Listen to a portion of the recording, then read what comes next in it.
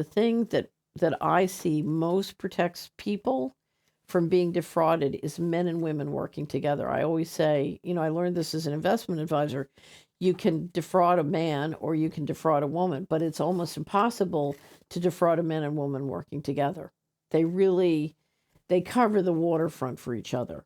And it's the same for generations. If you have in a family of the men and women working together and the different generations working together, it makes it much, much harder to defraud.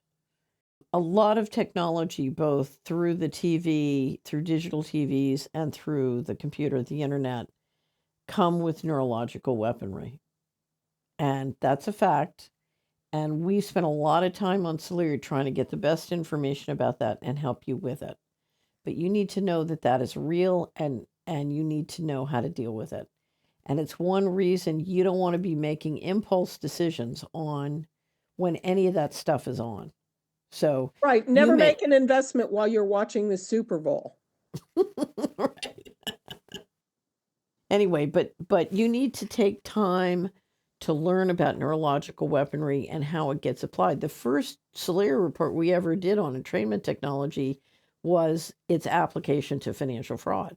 And the reason was because I had investment clients who were being targeted with telephone calls using neurological weaponry and marketing through the internet using neurological weaponry. And that I needed to get them to understand this stuff existed before I could protect them. But the reality is, when you see somebody who can buy gold or buy silver at 2.5% over spot, who wants to pay 24% over, that's mind control. Ask yourself when you're committing money, am I doing this partly out of a fear? Because fear is so important to avoid for health reasons. There are all sorts of things that can happen to your health if you're operating in fear. And you can marry the wrong person, which my mother did. Not that there's anything bad about my father, but it was a very bad decision, and she did it out of fear of financial insecurity.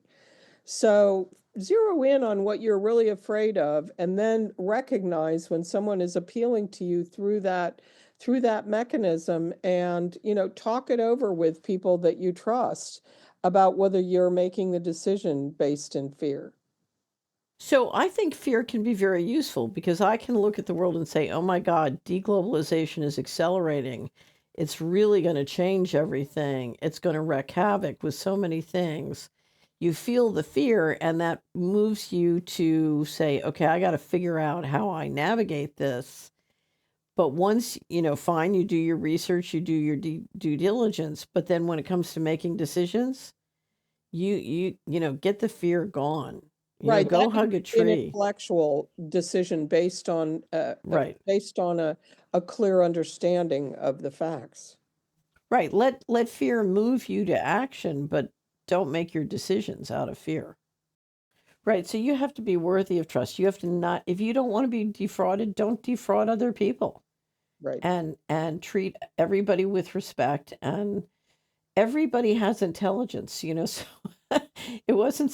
weren't supposed to do it at Dillon Read, but every year when I got my bonus, I would hand out bonuses to all the guys in the print shop and to secretaries, and it's like I definitely spread it around.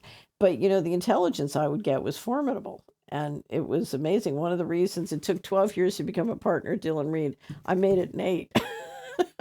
Part of it because of the taxi drivers that you spent $50,000 a year on. Well, the great story is I was doing a deal after I left Dillon Read and we started in Hamilton. I was doing a huge deal on as a multifamily bond swap, and I'd invited Dillon Read to come in as a partner. And I got a call from, I won't say what number the car was, but I got a call from the car service that I used in Dillon Read, and it was one of the drivers. I knew all the drivers, and he and I had a great relationship. And he called me in Washington, and he said, "Are you doing a deal with Ken Schmidt at Dillon Read?" I said, "Yeah." He said, "It was in the car last night. He's going to screw you. Here's what he's going to do." And he gave me the full report of everything Schmidt said about how he was bragging to another partner at Dillon Read about how he's going to screw me. And that was when he was leading the investment in the private prison company. Okay. That one call saved me $1 million.